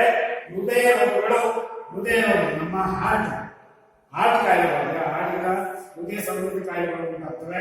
ಮತ್ತೆ ಸಕ್ಕರೆ ಕಾಯಿಲೆ, ಈಗ ಶುಗರ್, ಮಧುಮೇಹ ಇದೆಯಲ್ಲ, ಅದು ಉತ್ಪತ್ತಿ ಆಗ್ತದೆ. ಅಂದ್ರೆ ಕ್ಯಾನ್ಸರ್ ಕಾಯಿಲೆ ಕೇಳಿರಲಿಲ್ಲ ವಿದ್ಯಾರ್ಥಿಗಳೇ? ಕ್ಯಾನ್ಸರ್ ಕಾಯಿಲೆ ಯಾವ ಹೆಂಗೆ ಕ್ಯಾನ್ಸರ್ ಉತ್ಪತ್ತಿ ಆಗುತ್ತೆ. ಮೂಳೆ ಸಂಬಂಧಿತ ರೋಗಗಳು, ನಮ್ಮ ದೇಹದಲ್ಲಿ ಮೂಳೆಗಳಿರಲ್ಲ, ಅದು ಸಂಬಂಧಿತ ಕಾಯಿಲೆಗಳು ಉತ್ಪತ್ತಿ ಆಗುತ್ತೆ. ಯಾವ್ದಿಂದ? ಸ್ಥೂಲ ಕಾಯಿಲೆಯಿಂದ ಮೂಳೆ ಸಂಬಂಧಿತ ಕಾಯಿಲೆಗಳು ಉತ್ಪತ್ತಿ ಆಗ್ತದೆ, ಕಂಡು ಬರ್ತವೆ. ಸ್ಥೂಲ ಕಾಯಿಲೆಗೆ ಹಲವಾರು ಕಾರಣಗಳು ಇವೆ. ಆದರೂ ಅಧಿಕ ಆಹಾರ ಸೇವನೆ ಮತ್ತು ದೈಹಿಕ ಚಟುವಟಿಕೆಗಳ ಕೊರತೆ ಪ್ರಮುಖವಾಗಿರುತ್ತದೆ. ನೋಡಿರಿ, ಯಾವುದು ಈಗ ಗೊತ್ತುವ ಸ್ಥೂಲ ಕಾಯಿಲೆಯಿಂದ ದೈಹಿಕ ಚಟುವಟಿಕೆಗಳಿಂದ ಮಾಡಲೇ ಇರುವುದು ಕೊರತೆಯಿಂದ ಮತ್ತು ಅಧಿಕ ಆಹಾರ ಸೇವನೆಯಿಂದ ಜಾಸ್ತಿ ತಿನ್ನಲು, ಬಹಳ ಆಹಾರ ತಿನ್ನುವುದು ಮತ್ತು ದೈಹಿಕ ಚಟುವಟಿಕೆಗಳು ಮಾಡದೇ ಇರುವುದರಿಂದ ಇಂತಹ ಸ್ಥೂಲ ಕಾಯಿಲೆ ಉತ್ಪತ್ತಿ ಆಗ್ತದೆ. ಪ್ರಮುಖ ಇದನ್ನು ಹೋಗಲಾಡಿಸಲು ನಿಯಮಿತ ಆಹಾರ ಮತ್ತು ಸೂಕ್ತ ದೈಹಿಕ ಚಟುವಟಿಕೆಗಳಿಂದ ಸಾಧ್ಯ. ಈ ಕಾಯಿಲೆಯನ್ನು ಹೋಗಲಾಡಿಸಲು ನಿಯಮಿತ ಆಹಾರವನ್ನು ತಿನ್ನಬೇಕು ಮತ್ತು ದೈಹಿಕ ಚಟುವಟಿಕೆಗಳನ್ನು, ವ್ಯಾಯಾಮವನ್ನು ಮಾಡ್ತಾ ಇರಬೇಕು. ನಿಯಮಿತ ಆಹಾರ ಕಡಿಮೆ ತಿನ್ನೋದು. ಈಗ ನಾವು ಸುಮ್ಮನೆ ಏನು ತಟ್ಟೆ ತುಂಬ ಹಾಕೊಂಡು ತಿನ್ನೋದು, ಯಾರು ಏನು ನೋಡಂಗೆ ಸುಮ್ಮನೆ ನಾನೇ ಒಬ್ಬನೇ ತಿನ್ಬಾರ್ದು, ಅದು ನಿಯಮಿತ ಆಹಾರವಲ್ಲ. ಕಡಿಮೆ ತಿನ್ನೋದ್ರಿಂದ ನಮ್ಮ ಆರೋಗ್ಯಕ್ಕೂ ಒಳ್ಳೆಯದು, ನಮ್ಮ ಕಾಯಿಲೆಗಳಿಗೂ ಒಳ್ಳೆಯದು. ಅದು ನಿಯಮಿತ ಆಹಾರ ಸೇವನೆ ಮಾಡೋದ್ರಿಂದ ಮತ್ತು ದೈಹಿಕ ಚಟುವಟಿಕೆಗಳನ್ನು ಮಾಡೋದ್ರಿಂದ. ಸುಮ್ಮನೆ ತಿಂದು ಸರಿಯಾದ ಸುಮ್ಮನೆ ತಿಂದು ಮಡಿಕೊಂಡ್ಬಿಟ್ರೆ ಹಲವಾರು ಕಾಯಿಲೆಗಳು ಉತ್ಪತ್ತಿ ಆಗ್ತವೆ ನಮ್ಮ ದೇಹದಲ್ಲಿ. ಅದರಿಂದ ನಿಯಮಿತ ಆಹಾರವನ್ನು ತಿಂದು ದೈಹಿಕ ಚಟುವಟಿಕೆಗಳನ್ನು, ವ್ಯಾಯಾಮವನ್ನು ಮಾಡುವುದರಿಂದ ಈ ಕಾಯಿಲೆಯನ್ನು ಹೋಗಲಾಡಿಸಬಹುದು. ಯಾವ ಕಾಯಿಲೆ? ಸ್ಥೂಲ ಕಾಯಿಲೆಯನ್ನು ಹೋಗಲಾಡಿಸಬಹುದು. ಸ್ಥೂಲ ಕಾಯಿಲೆಯಿಂದ ಹಲವಾರು ದೈಹಿಕ ಮತ್ತು ಮಾನಸಿಕ ತೊಂದರೆಗಳನ್ನು ಅನುಭವಿಸುವುದಕ್ಕಿಂತ ಮೊದಲೇ ತಡೆಗಟ್ಟುವುದು ಸೂಕ್ತ. ನೋಡಿ, ಏನಂತಾರೆ? ಸ್ಥೂಲ ಕಾಯಿಲೆಯಿಂದ ಹಲವಾರು ದೈಹಿಕ ಮತ್ತು ಮಾನಸಿಕ ತೊಂದರೆಗಳನ್ನು, ಈ ಕಾಯಿಲೆಯಿಂದ ಹಲವಾರು ದೈಹಿಕ ಮತ್ತು ಮಾನಸಿಕ ತೊಂದರೆಗಳನ್ನು ಅನುಭವಿಸುವುದಕ್ಕಿಂತ ಮೊದಲೇ ಅದನ್ನು ನಾವು ತಡೆಗಟ್ಟಬಹುದು. ಯಾರಿಂದ? ಮಿತವಾದ ಆಹಾರ ಸೇವನೆಯಿಂದ, ದೈಹಿಕ ಚಟುವಟಿಕೆಗಳನ್ನು ಮಾಡುವುದರಿಂದ ಮತ್ತು ವ್ಯಾಯಾಮ ಮಾಡುವುದರಿಂದ ಈ ಕಾಯಿಲೆಯನ್ನು ತಡೆಗಟ್ಟಬಹುದು. ನೆಕ್ಸ್ಟ್, ರಕ್ತದ ಒತ್ತಡ, ಬಿಪಿ. ರಕ್ತದ ಒತ್ತಡ ನೋಡಿ, ಯಾವ್ಯಾವ ಕಾಯಿಲೆ? ರಕ್ತದ ಒತ್ತಡ,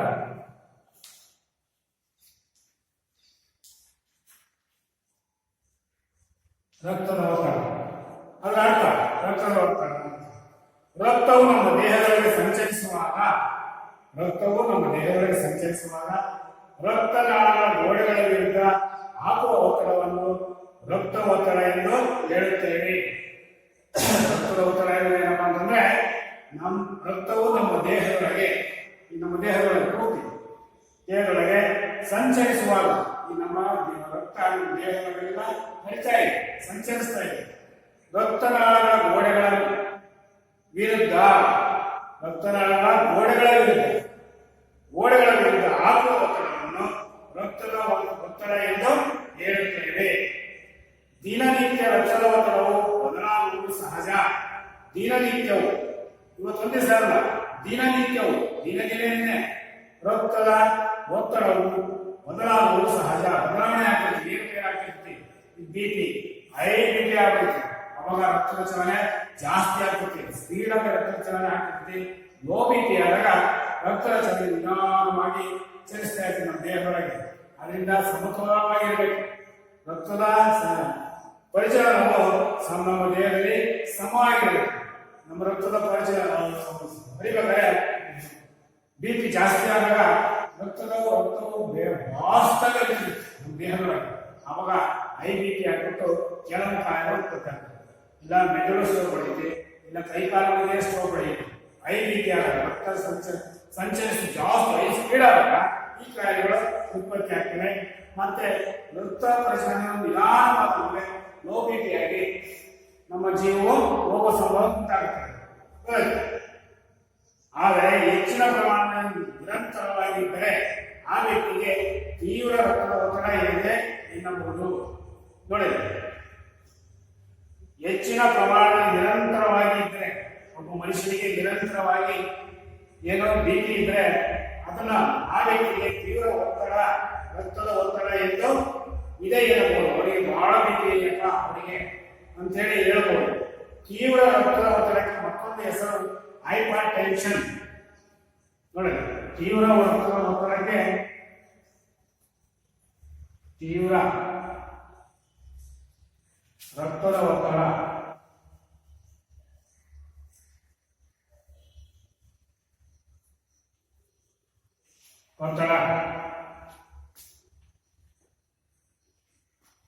ಮತ್ತೊಂದು ಹೆಸರು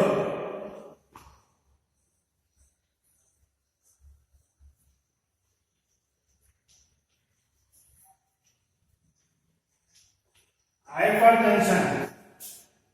ಹೈಪರ್ ಟೆನ್ಷನ್,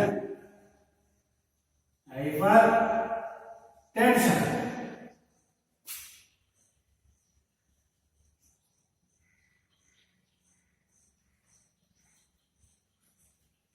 ನೋಡಿ, ತೀವ್ರ ರಕ್ತದ ಒತ್ತಡ ಮತ್ತೊಂದು ಹೆಸರು, ಮತ್ತೊಂದು ರಕ್ತದ ಒತ್ತಡಕ್ಕೆ ಇನ್ನೊಂದು ಹೆಸರು ಬಂದ್ರೆ ಹೈಪರ್ ಟೆನ್ಷನ್. ಹೈಪರ್ ಟೆನ್ಷನ್ ಜಾಸ್ತಿ ತೀವ್ರವಾಗಿ ಒತ್ತಡ, ರಕ್ತ ಚಲನೆ ಆಗಿದ್ದು ಟೆನ್ಷನ್ ಮಾಡ್ಕೊಳ್ತೀವಿ ನಾವು. ಬಾಡಿ ನನಗೆ ರಕ್ತ ಚಲನೆ ಭಾರಿ ಆಗ್ತದೆ, ಬಿಪಿ ಜಾಸ್ತಿ ಆಗ್ತದೆ ಅಂತೇಳಿ ಟೆನ್ಷನ್ ಮಾಡ್ತೀವಿ. ಇದಕ್ಕೆ ಹೈಪರ್ ಟೆನ್ಷನ್ ಅಂತ ಕರೆಯುತ್ತೀವಿ. ಮತ್ತೆ ಈಗ ಮೊದಲ ರಕ್ತದ ಒತ್ತಡವು ಎರಡು ಸಂಖ್ಯೆಗಳನ್ನು ಒಳಗೊಂಡಿರುತ್ತದೆ. ರಕ್ತದ ಒತ್ತಡವು ಎರಡು ಸಂಖ್ಯೆಗಳನ್ನು ಒಳಗೊಂಡಿರುತ್ತದೆ. ಯಾವ್ಯಾವಪ್ಪ ಅಂತಂದ್ರೆ ಸಿಸ್ಟೋಲಿಕ್ ಮತ್ತು ಡಯಾಸ್ಟೋಲಿಕ್. ನೋಡಿ, ರಕ್ತದ ಒತ್ತಡವು ಎರಡು ಸಂಖ್ಯೆಗಳನ್ನು ಹೊಂದಿದೆ. ರಕ್ತದ ಒತ್ತಡವು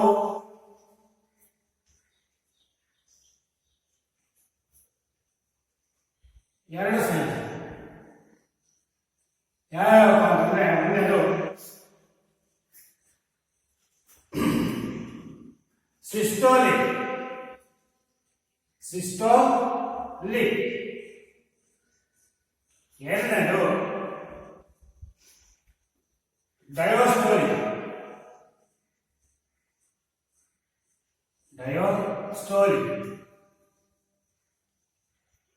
ನೋಡಿ, ರಕ್ತದ ಒತ್ತಡದಲ್ಲಿ ಎರಡು ಸಂಖ್ಯೆಗಳನ್ನು ಒಳಗೊಂಡಿದೆ. ಆಮೇಲೆ ಮೊದಲದು ಸಿಸ್ಟೋಲಿಕ್, ಎರಡನೇದು ಡಯಾಸ್ಟೋಲಿಕ್. ಸ್ಟೋಲಿಕ್ 120 ಸಿಸ್ಟೋಲಿಕ್ ಒತ್ತಡ ಇದೆ. ಇದು 120 ಬಿಪಿ, 120. ಆಮೇಲೆ ಒತ್ತಡ ಮತ್ತು 80 ಡಯಾಸ್ಟೋಲಿಕ್ ಒತ್ತಡ ಇರ್ತದೆ.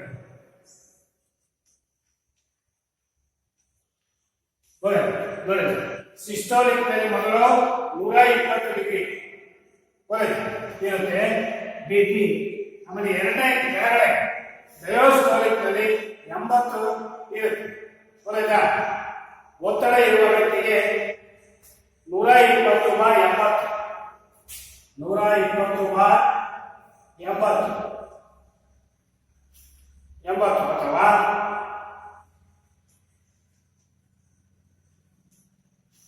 120ರ ಮೇಲೆ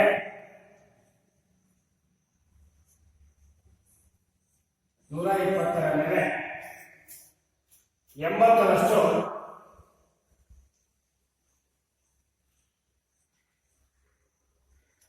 ರಕ್ತದ ಒತ್ತಡವಿರುತ್ತದೆ. ರಕ್ತದ ಒತ್ತಡವಿರುತ್ತದೆ.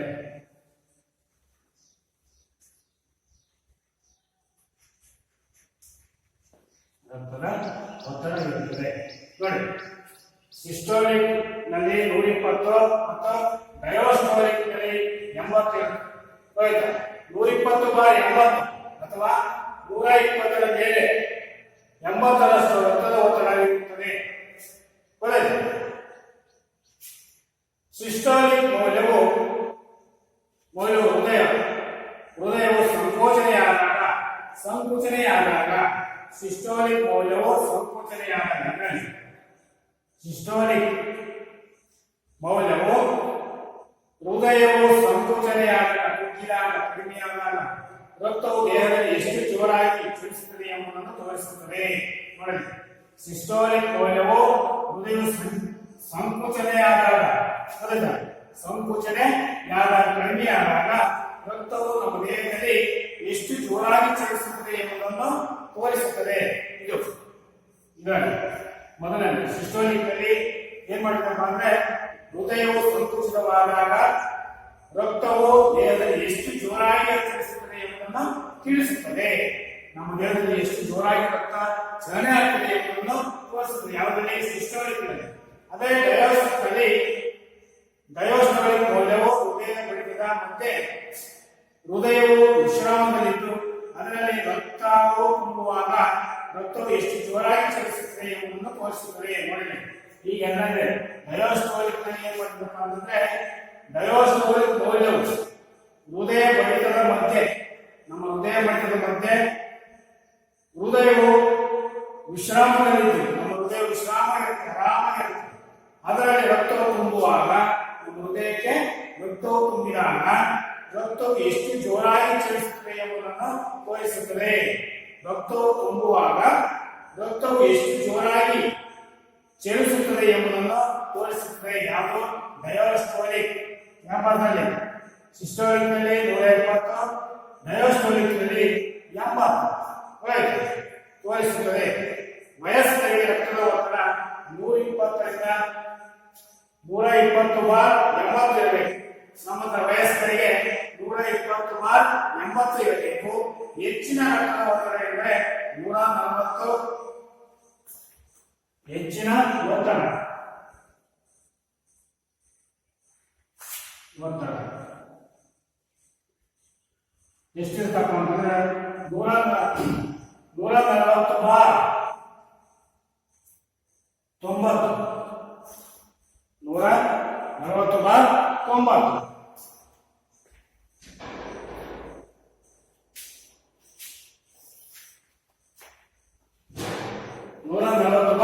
ರಕ್ತದ ಒತ್ತಡವು ಜಾಸ್ತಿ ಆಗುತ್ತೆ. ಎಷ್ಟಿರ್ತಪ್ಪ ಅಂದ್ರೆ 140/90 ಇರುತ್ತದೆ.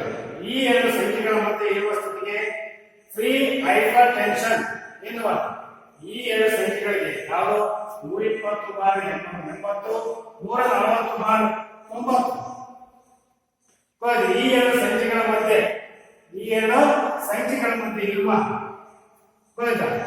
ಇರುವ ಸ್ಥಿತಿಗೆ ಫ್ರೀ ಹೈಪರ್ ಟೆನ್ಷನ್, ಇದಕ್ಕೆ ಫ್ರೀ ಹೈಪರ್ ಟೆನ್ಷನ್ ಎಂದು ಕರೆಯುತ್ತಾರೆ. ಯಾವಾಗಲೇ 120/80 ಆಮೇಲೆ ಇದು ಜಾಸ್ತಿ 140/90. ಈ ಎರಡರ ಮಧ್ಯೆ ಇರುವ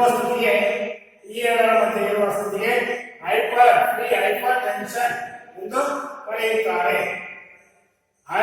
ಫ್ರೀ ಹೈಪರ್ ಟೆನ್ಷನ್ ಇರುವ ಜನರು ರಕ್ತದ ಒತ್ತಡ ಹೆಚ್ಚುವುದನ್ನು ತಡೆಯಲು ಅಥವಾ ವಿಳಂಬಿಸಲು ತಮ್ಮ ಜೀವನ ಶೈಲಿಯನ್ನು ಬದಲಾಯಿಸಲು ಅಗತ್ಯವಾಗಿರುತ್ತದೆ. ನೋಡಿ, ಫ್ರೀ ಹೈಪರ್ ಟೆನ್ಷನ್ ಈ ಅನಿಸಿರುವ ಸ್ಥಿತಿಗೆ ಹೈಪರ್ ಟೆನ್ಷನ್ ಇರುವರು ಫ್ರೀ ಹೈಪರ್ ಟೆನ್ಷನ್ ಇರುವ ಜನರು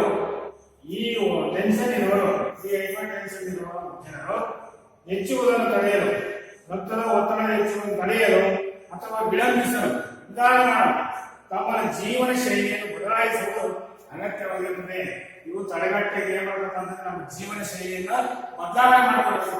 ಯಾವ್ಯಾವ ಫ್ರೀ ಹೈಪರ್ ಟೆನ್ಷನ್ ತಡೆಯಕ್ಕೋಸ್ಕರ ನಮ್ಮ ಜೀವನ ಶೈಲಿಯನ್ನ ಬದಲಾವಣೆ ಮಾಡಿಕೊಳ್ಳಬೇಕಾಗಿದೆ.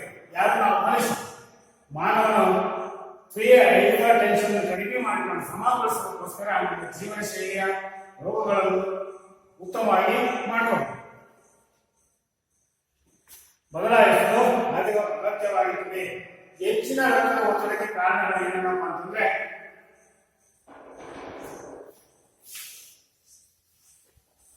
ಹೆಚ್ಚಿನ ರಕ್ತದ ಒತ್ತಡಕ್ಕೆ ಕಾರಣ ಜಾಸ್ತಿ ಏನಿರ್ತಪ್ಪ ಅಂತಂದ್ರೆ ನೋಡೋಣ ಕಾರಣಗಳು ಏನೇನು ಕಾರಣಗಳು. ಈಗ ನಮ್ಮ ಬಿ ಪಿ ಜಾಸ್ತಿ ಆದಾಗ ಯಾಕೆ ಜಾಸ್ತಿ ಆಗಿದೆ ಅನ್ನೋದು ಕಾರಣ ತಿಳ್ಕೊಳ್ಳೋಣ. ಹೆಚ್ಚಿನ ರಕ್ತದ ಒತ್ತಡಕ್ಕೆ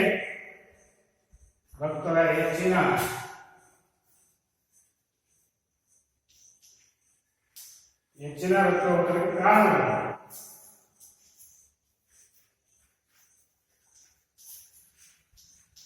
ಏನ್ ಕಾರಣಗಳು ಅಂತಂದ್ರೆ ಅತಿ ಹೆಚ್ಚಿನ ರಕ್ತದ ಒತ್ತಡಕ್ಕೆ ನಿರ್ದಿಷ್ಟವಾದ ಕಾರಣಗಳನ್ನು ಹೇಳಲು ಸಾಧ್ಯವಾಗದಿದ್ದರೂ ನೋಡಿ, ಅತಿ ಹೆಚ್ಚಿನ ರಕ್ತದ ಒತ್ತಡಕ್ಕೆ ನಿರ್ದಿಷ್ಟವಾದ ಕಾರಣಗಳನ್ನು ಹೇಳಲು ಸಾಧ್ಯ ಇದ್ದರೆ ಸಾಮಾನ್ಯವಾಗಿ ತಿಳಿದ ಕಾರಣಗಳೇನಿದೆ.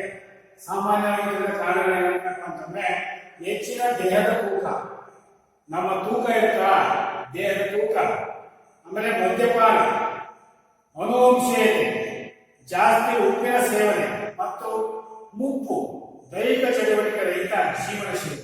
ನೋಡಿ, ಜಾಸ್ತಿ ಹೆಚ್ಚಿನ ರಕ್ತದ ಒತ್ತಡಕ್ಕೆ ಕಾರಣಗಳು ಏನೇನಪ್ಪ ಅಂತಂದ್ರೆ ಅತಿ ಹೆಚ್ಚಿನ ರಕ್ತದ ಒತ್ತಡಕ್ಕೆ ನಿರ್ದಿಷ್ಟವಾದ ಕಾರಣಗಳು ಸಾಧ್ಯವಾಗದಿದ್ದರು, ಇದಕ್ಕೆ ಕಾರಣಗಳನ್ನು ಹೇಳಲು ಸಾಧ್ಯವಾಗದಿದ್ದರು ಸಾಮಾನ್ಯವಾಗಿ ತಿಳಿದ ಸಾಮಾನ್ಯ ನಾವು ತಿಳ್ಕೊಂಡಿರ್ತೀವಿ.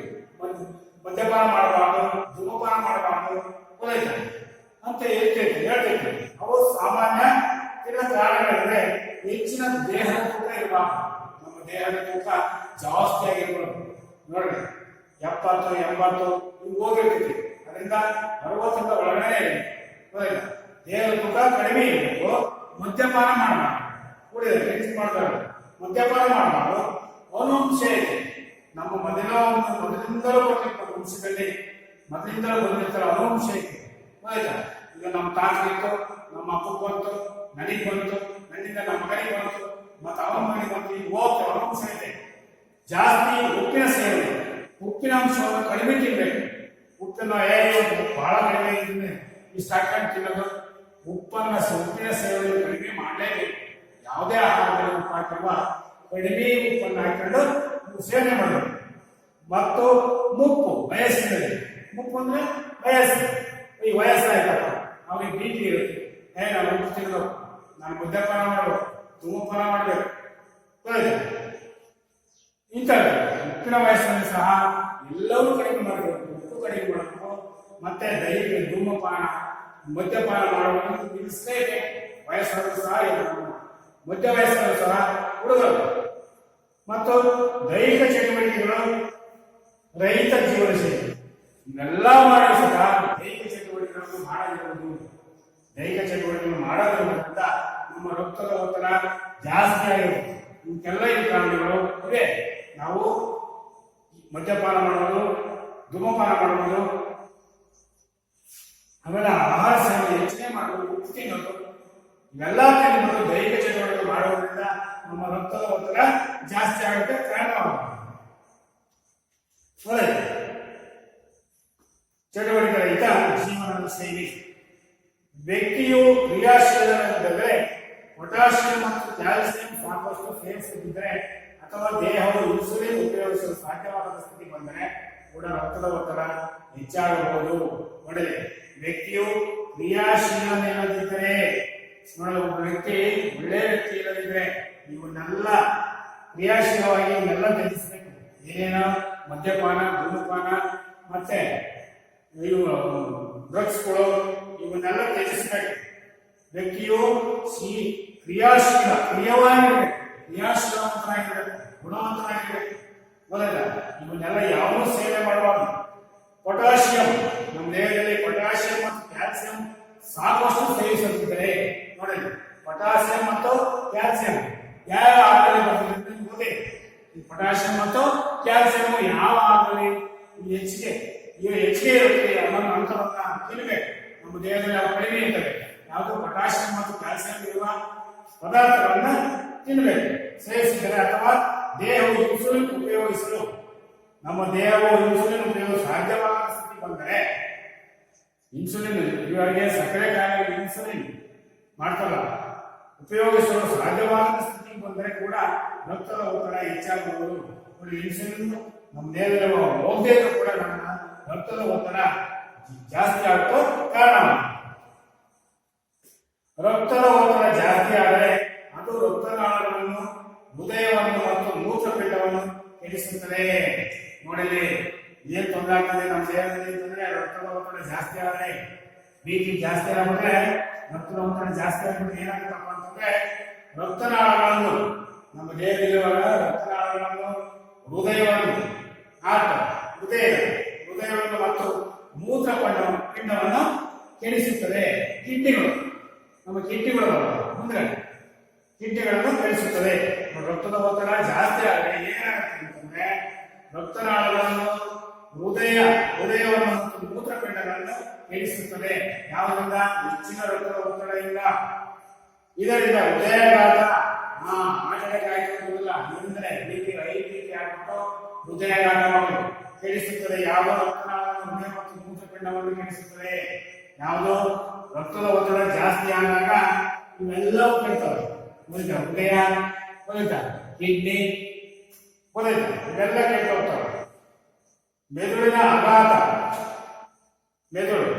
ನಮ್ಮ ಮೆದುಳಿಗೆ ಸ್ಟ್ರೋಕ್ ಹೊಡಿತು ಅಂತಂದ್ರೆ ಬಿಪಿ ಜಾಸ್ತಿ ಆಗ, ಹೈ ಬಿಪಿ ಆದಾಗ ಮೆದುಳಿಗೆ ಸ್ಟ್ರೋಕ್ ಆಗುತ್ತೆ. ಅದರಿಂದ ಬಿಪಿಯನ್ನು ಕಂಟ್ರೋಲ್ ಮಾಡಬೇಕು ಮತ್ತು ಇತರ ತೊಂದರೆಗಳು ಉಂಟಾಗಬಹುದು. ಬೇರೆ ಬೇರೆ ತೊಂದರೆಗಳು ಉಂಟಾಗ್ತಾ ಇರ್ತವೆ. ಅತಿ ಹೆಚ್ಚಿನ ರಕ್ತದ ಒತ್ತಡವು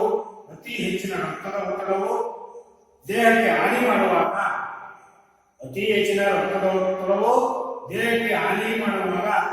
ಯಾವ ಲಕ್ಷಣಗಳನ್ನು ಉಂಟು ಮಾಡದೆ ಇರುವುದರಿಂದ ಅದನ್ನು ಮೌನ ಕೊಲೆಗಾರ ಎನ್ನುತ್ತಾರೆ. ಎಷ್ಟು ಚೆನ್ನಾಗಿ ಹೇಳಿದ್ದಾರೆ. ಅತಿ ಹೆಚ್ಚಿನ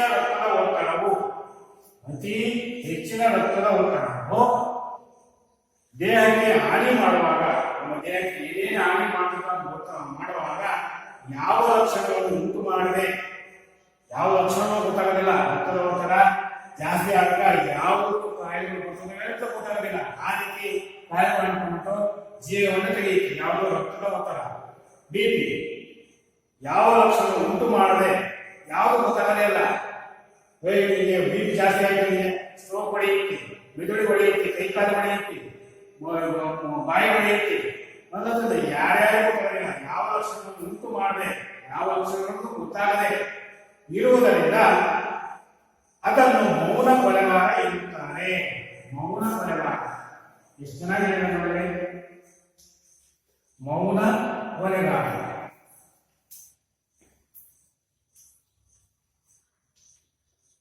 ನೋಡಿ, ಹೆಚ್ಚಿನ ರಕ್ತದ ಒತ್ತಡ ಜಾಸ್ತಿ ಆದ ಮನುಷ್ಯನಲ್ಲಿ ಈ ಮೌನ ಕೊಲೆಗಾರ ಬರ್ತಾರೆ. ಏನು ಗೊತ್ತಾಗಲಿಲ್ಲ. ಹೆಚ್ಚಿನ ಜಾಸ್ತಿ ರಕ್ತದ ಒತ್ತಡ ಬಿಪಿ ಆದಾಗ ನಮಗೇನು ಗೊತ್ತಾಗಲಿಲ್ಲ. ನಮ್ಮಲ್ಲಿ ಯಾವ ಕಾಯಿಲೆ ಉತ್ಪತ್ತಿ ಆಗ್ತದೆ ಗೊತ್ತಾಗಲ್ಲ. ಕೈಕಾಲು ಏನಾಗ್ತದೆ ಗೊತ್ತಾಗಲ್ಲ, ಮೆದುಳಿಗೆ ಏನಾಗ್ತದೆ ಕಿಡ್ನಿಗೆ ಏನಾಗ್ತದೆ ಗೊತ್ತಾಗಲ್ಲ. ಮೌನವಾಗಿ ಬಂದು ಇದಕ್ಕೆ ಮೌನ ಕೊಲೆಗಾರ ಎಂದು ಕರೆಯುತ್ತಾರೆ. ಯಾಕೆ? ರಕ್ತದ ಒತ್ತಡಕ್ಕೆ, ಅತಿ ಹೆಚ್ಚಿನ ರಕ್ತದ ಒತ್ತಡ ಬಂದಾಗ ಮನುಷ್ಯ ಸತ್ತ ಹೋಗ್ತಾರೆ. ಯಾವ್ಯಾವ ಕಾಯಿಲೆ ಬರ್ತದೆ ಅದಕ್ಕೆ ಹೃದಯಾಘಾತ, ಆಮೇಲೆ ಮೆದುಳು ಸ್ಟ್ರೋಕು ಮತ್ತು ಮೂತ್ರಪಿಂಡಗಳ ಹೋಗುವುದು. ಇದಕ್ಕೆ ಮೌನ ಕೊಲೆಗಾರ ಎಂದು ಕರೆಯುತ್ತಾರೆ. ಲಕ್ಷಣಗಳು ಏನೇನು ಲಕ್ಷಣಗಳು?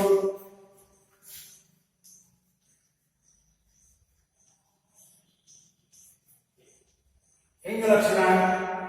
ತೀವ್ರ ರಕ್ತದ ಒತ್ತಡವು ಸಾಮಾನ್ಯವಾಗಿ ಯಾವ ಲಕ್ಷಣವನ್ನು ಉಂಟು ಮಾಡುವುದಿಲ್ಲ. ಅತಿ ಹೆಚ್ಚಿನ ತೀವ್ರ ಒತ್ತಡವು ಸಾಮಾನ್ಯವಾಗಿ ಯಾವ ಲಕ್ಷಣಗಳನ್ನು ಉಂಟು ಮಾಡುವುದಿಲ್ಲ. ಅತಿ ತೀವ್ರ ರಕ್ತದ ಒತ್ತಡ ತಲೆನೋವು. ನೋಡಿ, ಅತಿ ತೀವ್ರ